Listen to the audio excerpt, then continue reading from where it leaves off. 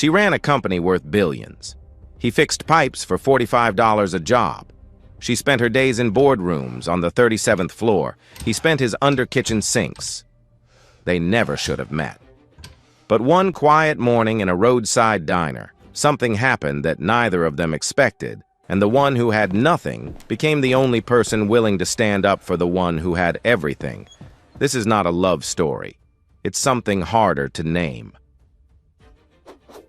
Marcus Reed had been coming to Della's diner every weekday morning for 3 years. Same booth by the window, same order, black coffee, 2 eggs over easy wheat toast.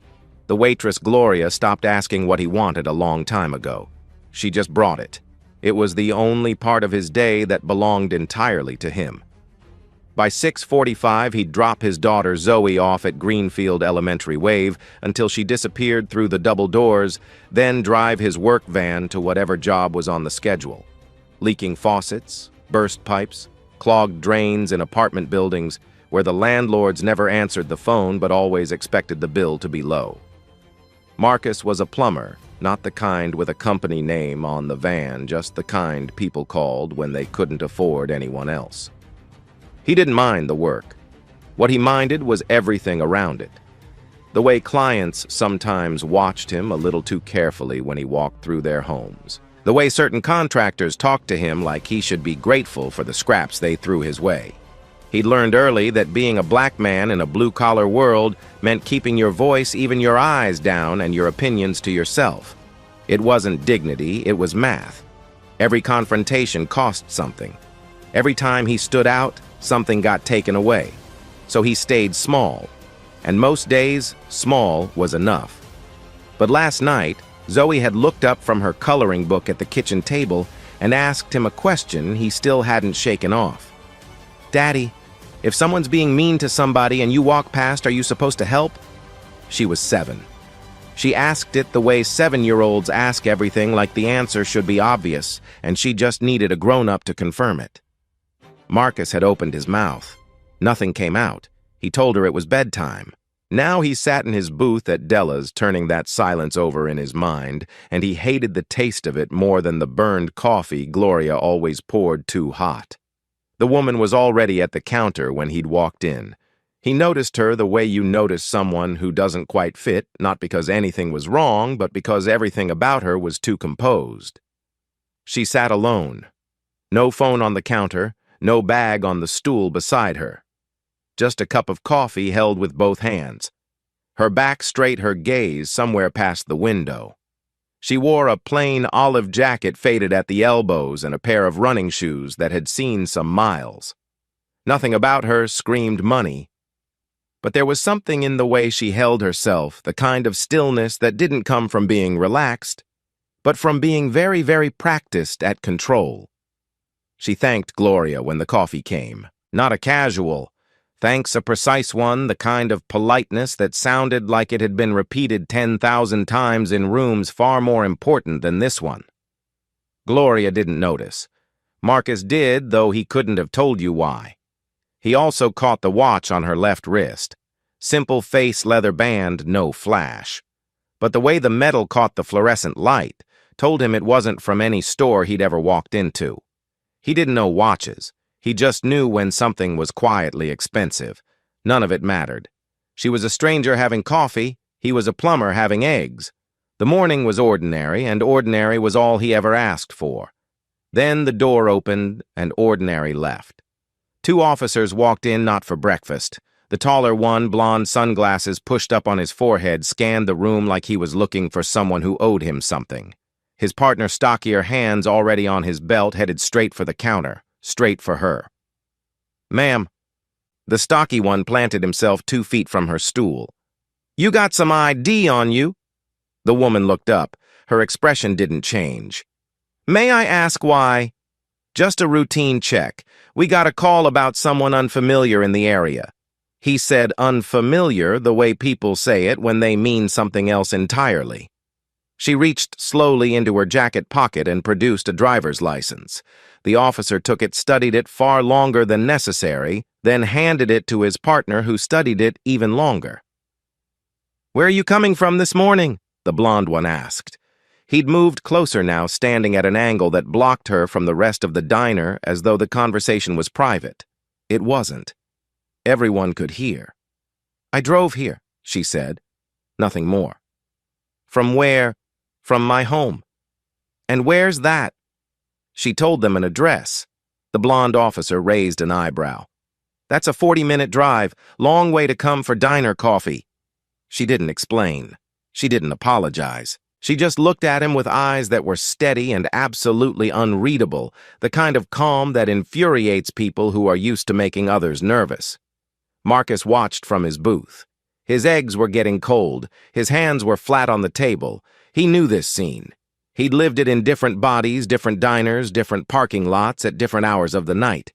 The questions that weren't really questions. The standing too close that wasn't really about safety. The tone that said, "I need you to know that I'm in charge here and you are not." And the woman she handled it the way Marcus's mother used to handle their landlord when he showed up unannounced, talking too loud, standing in the doorway so she couldn't close the door. His mother would go quiet. Not scared quiet, enduring quiet. The kind of silence that says, "I know what this is and I've decided it's not worth my blood." He saw that same silence in this stranger, and it hit something inside him that he'd spent years trying to bury. Gloria was wiping down a table in the back, eyes fixed on the rag. The old man in the corner booth stared at his newspaper like the words had suddenly become fascinating. A young couple near the door exchanged a glance, then looked at their phones. Nobody moved. Marcus thought about Zoe, about her question, about the empty space where his answer should have been. He thought about what he would tell her tonight if she asked again, and he had to say, "I was there, and I did nothing." His chair scraped against the floor before he fully decided to stand. He didn't walk fast, didn't puff his chest. He just crossed the diner with the steady gait of a man who fixes things for a living and walked toward the counter the way he'd walk toward a broken pipe because it needed to be dealt with, not because he wanted to. "Excuse me, officers." His voice was calm, unremarkable. "She's just having breakfast. Been sitting there quiet since before I got here." The blonde officer turned. Up close, he was younger than Marcus expected, with the kind of jaw that tightened when someone spoke out of turn. "Sir, this doesn't concern you." "I know it doesn't," Marcus said. "I'm just saying what I saw. She came and ordered coffee, hasn't bothered anybody." The stocky officer looked at Marcus, really looked at him. Eyes traveling from his work boots to his calloused hands to his face. Marcus recognized that look too. The calculation, the measuring, deciding whether this man was a threat or just a nuisance. Marcus held still. He didn't fold his arms, didn't raise his voice. He stood there the way a tree stands, not because it's trying to prove something, but because that's where its roots are. The blonde officer glanced at his partner. Something unspoken passed between them. Then the stocky one handed the woman her license back, almost tossing it onto the counter. "Have a good morning," he said in a voice that wished her nothing of the sort. They left. The bell above the door chimed twice, once on the way out, once as the door swung back and settled. The diner exhaled. Gloria reappeared. The old man turned a page. The young couple started talking again. Marcus stood there for a moment longer, his heart drumming against his ribs, his hands tingling the way they did after he gripped a wrench too hard for too long. He became aware suddenly of how visible he was standing in the middle of the diner, a black man who had just inserted himself between a stranger and two cops. Every instinct he'd trained into himself over 34 years told him the same thing it always told him: that was expensive. That's going to cost you. He turned back toward his booth. The woman's eyes followed him. She didn't say thank you, didn't smile. She looked at him the way you look at something you didn't expect to find, not with gratitude, but with a kind of recognition. The look of someone who had walked into 100 rooms full of people and never once had a stranger stand up for them without wanting something in return. Marcus didn't see all of that. He just saw a woman who looked tired and relieved, and something else he couldn't name. He sat down, picked up his fork. His eggs were cold. He ate them anyway. Across the counter, the woman lifted her coffee cup. Her fingers wrapped around the ceramic were perfectly still.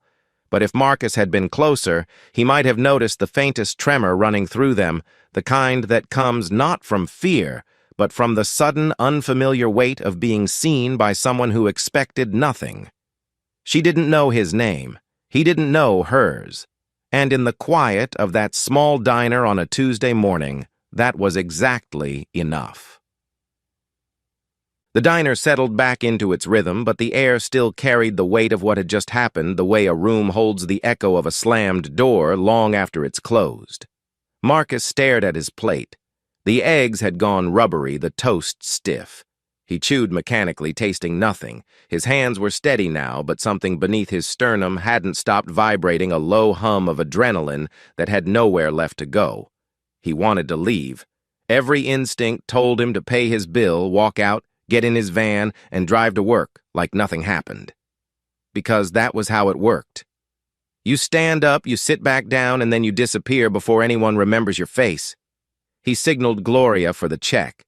She brought it without looking at him, which told him everything he needed to know. She'd seen what happened and wanted no part of it, not even the part that came after.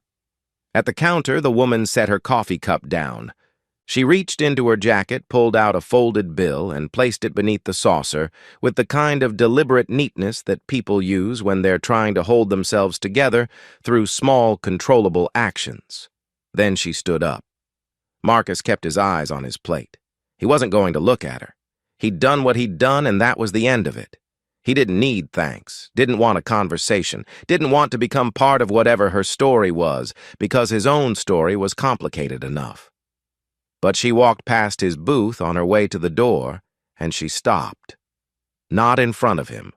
Just beside the table, close enough that he could see the running shoes from the corner of his eye, scuffed along the left sole, the laces double-knotted. "The coffee here," she said. Her voice was different now, softer than it had been with the officers, but still measured, still careful. "Is it always this bad?" Marcus looked up. She was standing with her hands in her jacket pockets.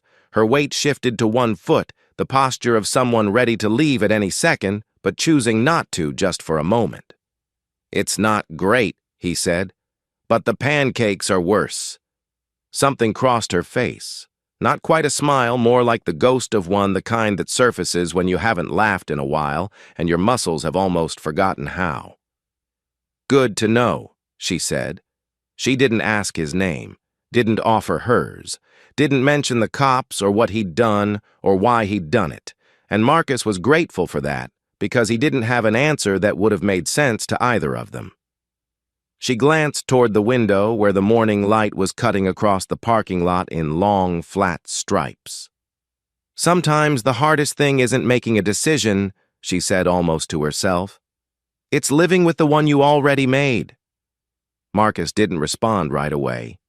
The sentence landed in a place he wasn't expecting, somewhere between his daughter's question last night and his cold eggs this morning. He didn't understand why a stranger in a diner would say something that heavy over bad coffee, but he felt the weight behind it the way you feel thunder before you hear it. "Yeah," he said. "I guess that's true." She nodded once the way people nod when they've said more than they intended and need to stop. Then she walked to the door, pushed it open, and stepped out into the pale morning. The bell chimed, the door settled, and she was gone. Marcus sat there for another minute, staring at the space where she'd stood. Then he paid his bill, left a tip Gloria didn't deserve this morning, and drove to work. He thought about her once during the drive, not about who she was or where she'd come from, but about the way she'd said that sentence. Like she was carrying something she couldn't put down, and for one moment she'd let a stranger see the shape of it. Then he turned on the radio, and the thought dissolved into traffic. The call came 4 days later.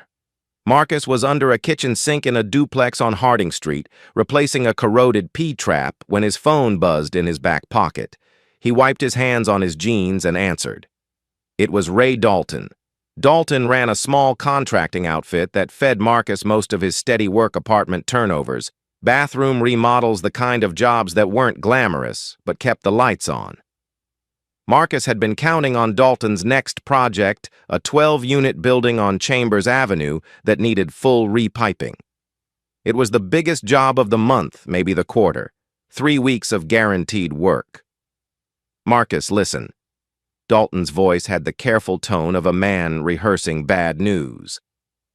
"I'm gonna have to go a different direction on the Chambers job." Marcus sat up his back against the cabinet. "Different direction how?" "I got some feedback. People in that building, the property manager, they're a little uncomfortable." Uncomfortable with what Dalton didn't answer right away. The silence on the line said everything his words were trying not to. "Ray," Marcus said, keeping his voice level, "what did you hear?" "I heard you got into it with some cops at Della's, that you stepped to them over some woman." "Look, Marcus, I'm not saying you did anything wrong. I'm just saying the property manager doesn't want any complications. You know how it is." Marcus did know. He knew exactly how it was. He'd known how it was when he was 12, and his mother lost her cleaning job because she'd asked her employer to stop leaving cash on the counter and accusing her of stealing it. He'd known how it was when he was 22, and a foreman told him he had an attitude because he'd asked to be paid for overtime he'd already worked. He knew that in his world, standing up and standing out were the same thing, and both came with a price. "I understand," Marcus said, because that was what he always said. Not because he agreed, but because arguing with Ray Dalton would cost him the next job too, and the one after that. He finished the P-trap, collected his $45, drove to Greenfield Elementary to pick up Zoe. She came out with a drawing, a purple house with a yellow sun and 2 stick figures holding hands. "That's me and you, Daddy," she said, climbing into the van. Marcus looked at the drawing and felt something crack open in his chest that he couldn't fix with any tool he owned. That night, after Zoe fell asleep with her arm around a stuffed elephant named Gerald, Marcus sat at the kitchen table and did the numbers. Without the Chambers job, he was short on rent by the end of the month. He could pick up smaller gigs, leaky faucets, running toilets, the kinds of calls that paid $40 or $50 and ate up half a day in drive time. Or he could take night shifts doing maintenance at the Greenway Plaza strip mall, mopping floors and checking locks from 10 at night until 6 in the morning. He chose the night shifts. He chose them the way he chose everything quietly without complaint because Zoe needed to eat and the electricity needed to stay on, and there was no one else to make those choices for him. He didn't regret standing up in the diner. That was the part that kept circling back to him at 2 in the morning while he pushed a mop down empty hallways. He'd expected to regret it. He'd braced himself for the familiar bitterness of doing something right and getting punished for it. But the regret never came. What came instead was something harder to name, a low, stubborn certainty that if he had to do it again, he would. And that scared him more than the lost contract, because it meant the rules he'd lived by were starting to crack. 5 days after the incident, Evelyn Carter drove back to Della's diner. She didn't plan to. She'd spent the week in conference rooms and board meetings surrounded by people who called her by her last name and brought her decisions to sign the way waiters bring a check. Her corner office on the 37th floor of the Meridian Technologies Tower overlooked the entire city. From up there, everything looked manageable, organized, small. But she hadn't felt manageable or organized or small since that Tuesday morning in a diner where a man she didn't know stood up for her without being asked. She wasn't looking for him. She was looking for the feeling she'd had sitting at that counter, the feeling of being nobody, of drinking bad coffee in a place where no one knew her net worth or her quarterly earnings, or the fact that 1 week earlier she'd signed a restructuring deal that would eliminate 2,000 jobs across 3 subsidiaries. She'd signed it because the numbers demanded it, because the board demanded it, because the shareholders demanded it. And then she'd driven 40 minutes to the edge of the suburbs and sat in a diner and tried to remember what it felt like to be a person instead of a position. She'd found it briefly. And then 2 cops had taken it away. Now she was back. Same stool at the counter, same olive jacket.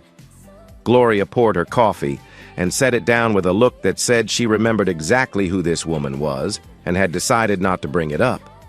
That suited Evelyn fine. The diner was quiet, a few regulars, no cops, no Marcus.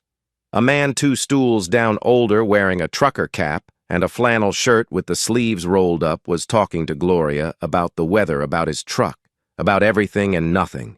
Then his voice dipped the way people's voices do when they shift from small talk to gossip. "You hear about Marcus the plumber kid?" Gloria kept wiping the counter.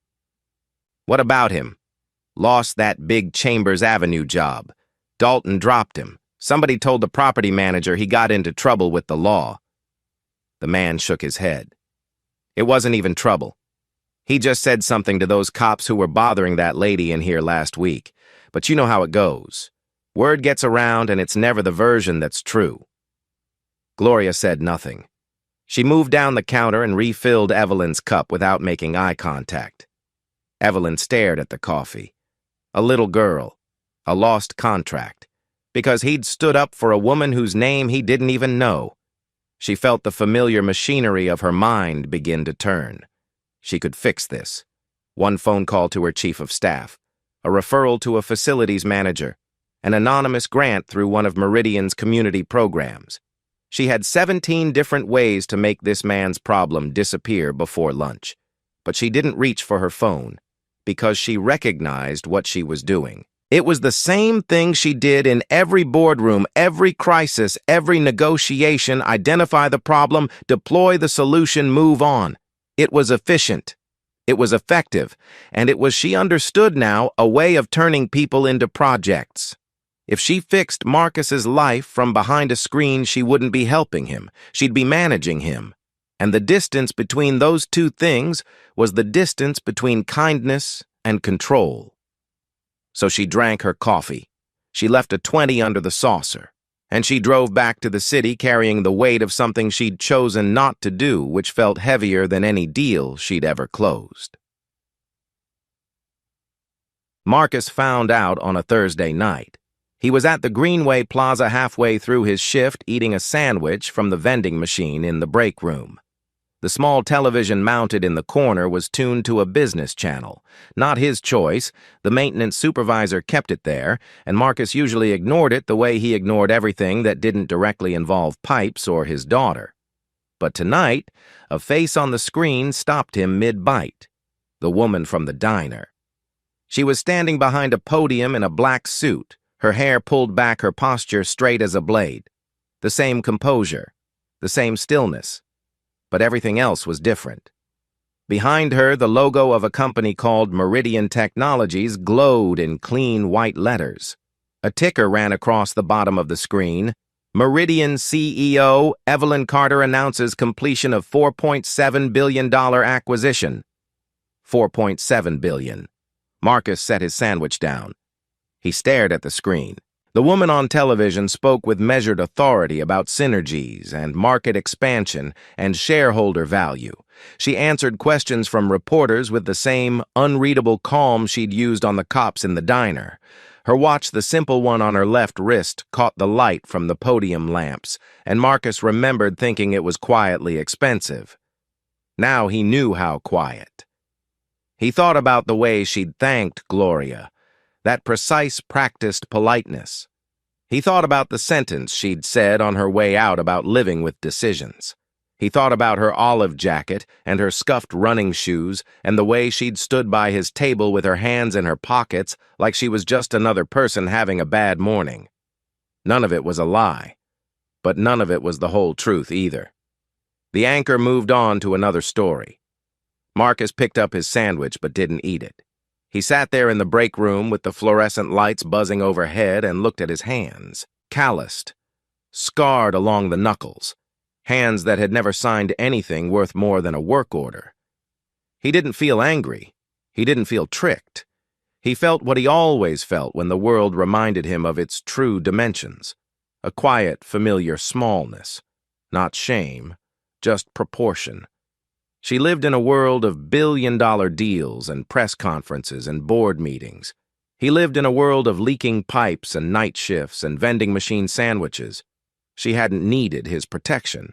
She'd needed it less than anyone he'd ever met. and yet she'd sat there letting two cops push into her space without once reaching for the kind of power that could have ended that conversation in 5 seconds. He didn't understand that. He wasn't sure he wanted to. What he understood was simpler, and it settled into him like cold water. Her world was not his world. It never would be. And whatever had passed between them in that diner, that small, nameless thing, belonged to a morning that was already gone. Marcus finished his shift. He drove home in the dark. He checked on Zoe, who was asleep with Gerald tucked under her chin.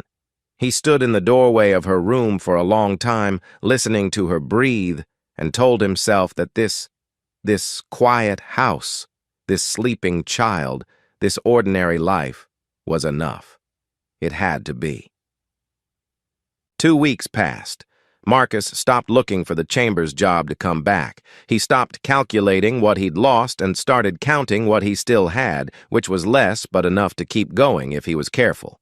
The night shifts at Greenway Plaza wore on him. He'd get home at 6:15, shower, make Zoe breakfast, drive her to Greenfield Elementary, then sleep until 2 in the afternoon. The sleep was thin, the kind that left him more tired than when he lay down. But the checks cleared, and the refrigerator stayed full, and Zoe never knew anything had changed. He thought about Evelyn Carter less than he expected. Not because he'd forgotten, but because thinking about her led to a place he'd already decided not to go. She existed on a screen now in a world measured in billions, and he existed here under fluorescent lights pushing a mop.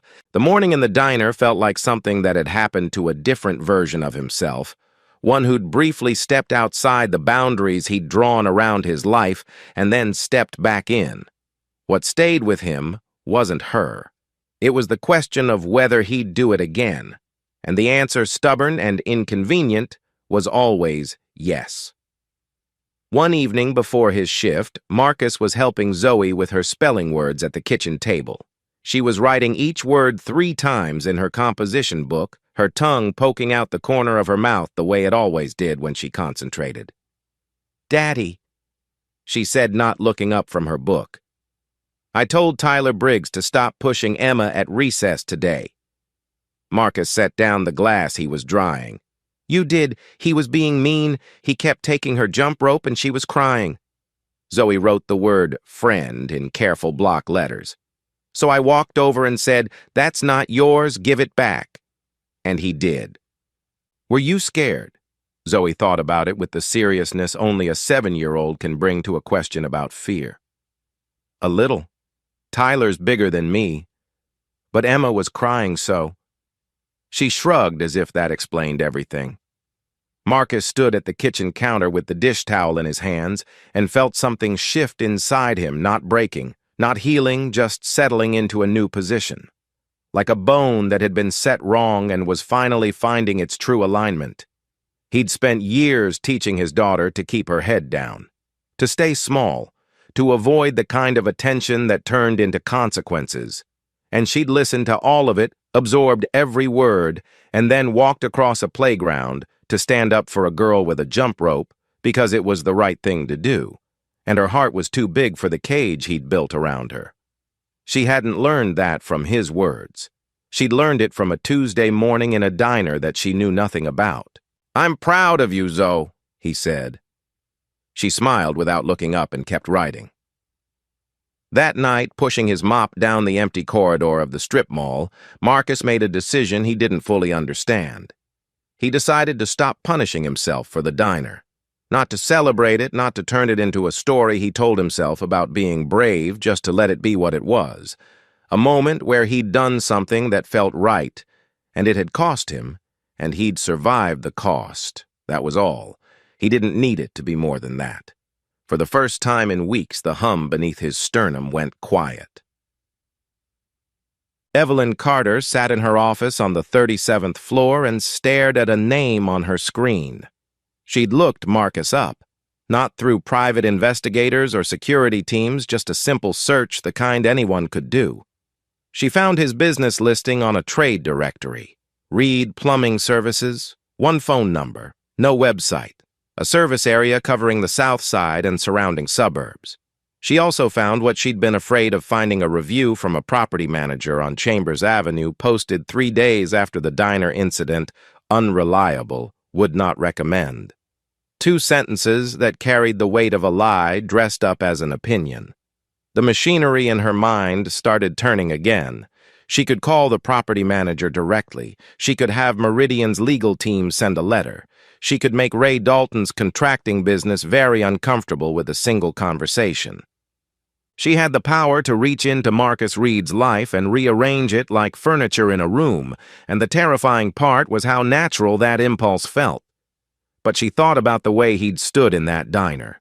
No demands, no negotiation, no expectation of return. He'd simply seen something wrong and moved toward it, and then he'd sat back down and eaten his cold eggs. If she intervened the way she knew how, directly, visibly, decisively, she would turn his act of decency into a transaction. She would become the powerful woman who rewarded the man who helped her, and he would become the man who was rewarded for helping a powerful woman. The thing that had made that morning matter, the fact that neither of them knew who the other was, that neither of them wanted anything, would be gone. But doing nothing wasn't right either. She'd sat with that choice for days now, and the weight hadn't gotten lighter. Choosing not to help wasn't the same as respecting someone's dignity, not when the harm he'd suffered existed because of her. There had to be a space between controlling his life and abandoning it, between being a CEO and being a person. She just had to find it. It took her 3 days. Meridian Technologies leased office space in 11 buildings across the metro area. One of them, a mid-rise on Garfield Boulevard, had a facilities management contract that was up for renewal. Evelyn spoke to her operations director, not about Marcus, but about the company's vendor diversity initiative, which she'd signed into policy 2 years ago, and which the operations team had largely ignored. "I want local contractors in the pipeline," she told him. "Small businesses, sole proprietors, the kind of people who actually live in the neighborhoods where we lease space. Get me a list by Friday." The operations director compiled the list. Among dozens of names pulled from trade directories and service databases, Marcus Reed appeared not because anyone placed him there, but because he'd been registered in the directory for years and his service area covered Garfield Boulevard.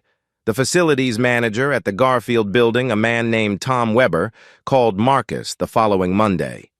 "Mr. Reed, I'm looking for a plumber for a long-term maintenance contract. 12 months weekly inspections on call for emergencies. Got your name from a contractor database. You interested?" Marcus, sitting in his van outside Greenfield Elementary waiting for Zoe, almost asked Weber to repeat himself. 12 months. Steady work. The kind of contract he'd been chasing for years and never landing. "Yes, sir," he said. "I'm interested." He signed the paperwork that week.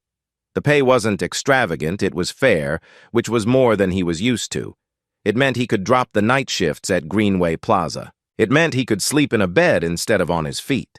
It meant he could take Zoe to the park on Saturday afternoons instead of collapsing on the couch while she watched cartoons alone. He didn't know why the call had come. He figured that sometimes, after a long stretch of bad luck, something just breaks your way. He didn't question it. He'd spent too much of his life questioning good things when they arrived, waiting for the catch, and he was tired of living like that. The world hadn't suddenly become kind, but a small corner of it had shifted just enough, and he let himself stand in the space it made. A Saturday morning in early fall. The air had turned cool, carrying the smell of dry leaves and someone's fireplace from down the block. Marcus sat in his usual booth at Della's. Beside him, Zoe knelt on the vinyl seat, drawing on a paper napkin with a crayon she'd pulled from her jacket pocket. She was working on something elaborate, a building with dozens of windows, each one containing a tiny face. "That's a lot of people," Marcus said, sipping his coffee. "It's an apartment," Zoe explained. "Everybody lives there, even the dog." The bell above the door chimed. Marcus looked up. The woman who walked in wore a familiar olive jacket faded at the elbows and a pair of running shoes that had seen more miles since the last time he'd noticed them. Her hair was down loose around her shoulders. No podium, no press cameras, no $4.7 billion ticker crawling across the bottom of a screen. Just a woman walking into a diner on a Saturday morning alone. Their eyes met.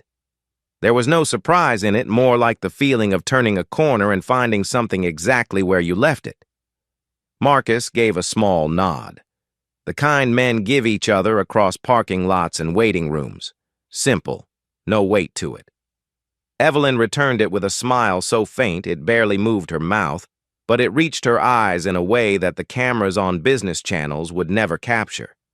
She sat down at the counter. Not at Marcus's booth. Not across from him. At the counter, one stool over from where she'd sat that Tuesday morning. The distance was deliberate and it was kind. Gloria brought her coffee without being asked. Evelyn wrapped both hands around the cup the same way she had on the morning they first crossed paths. Zoe looked up from her napkin. She studied the woman at the counter with the frank, unfiltered curiosity of a child who hasn't yet learned that staring is impolite. "Daddy," Zoe whispered, though her whisper carried across half the diner. "Does that lady eat by herself, too?" Marcus looked at his daughter, then at Evelyn, whose shoulders had tensed just slightly, the way a person's body reacts when they hear something they weren't meant to hear but needed to. He didn't answer Zoe's question. Instead, he lifted his voice just enough to cross the small distance between the booth and the counter. "The pancakes are still terrible," he said, "but the coffee's all right today." Evelyn didn't turn around, but her shoulders dropped and the tension left them, and Marcus could tell she was smiling the way you can always tell not from the face, but from the change in the air around a person. "I'll keep that in mind," she said. Zoe, satisfied that the adults had established communication, went back to drawing. She added another window to her apartment building, and inside it she drew two stick figures sitting across from each other at a small table. The diner hummed with its ordinary sounds, coffee-pouring plates, clinking Gloria, calling an order to the kitchen. Outside, a car pulled into the lot, and a family climbed out, arguing cheerfully about who had forgotten the coupons. The television above the counter played a college football game that nobody was watching. Marcus drank his coffee. Evelyn drank hers. Between them, the silence was not empty. It was the kind of quiet that exists between two people who have seen each other clearly once in a moment that asked nothing of either of them, and who have carried that moment carefully the way you carry a glass of water across a dark room trying not to spill it. They didn't talk about power or money or the distance between their lives. They didn't mention the Tuesday morning or the cops or the cold eggs or the contract that was lost or the one that was found. They just sat there, a plumber and a billionaire, a father and a woman learning how not to fix everything. Two people who had been alone for a long time, discovering that the world could be a little softer when someone understood you even just once, even without a word. And that was enough. You know, most people think courage looks like a big moment, a speech, a fight, a dramatic stand against impossible odds. But sometimes it looks like a man putting down his fork and standing up in a quiet diner, even though he knows exactly what it's going to cost him. Sometimes kindness isn't loud. It doesn't announce itself. It just shows up in the right place at the right time and changes the shape of someone's world without either person realizing it. Marcus didn't get a reward. Evelyn didn't get a savior. They just got a reminder that none of us are as alone as we think if we're willing to look up from our own plates once in a while. Maybe that's the thing worth carrying with you today. If this story stayed with you, if it made you think about someone you could stand up for, or someone who once stood up for you, then take a second and subscribe. Hit that button. Not for me, not for the algorithm. Just so the next story like this one can find its way to someone who needs to hear it. Because stories like Marcus and Evelyn's happen every day. Most of them just never get told. I'll see you in the next one.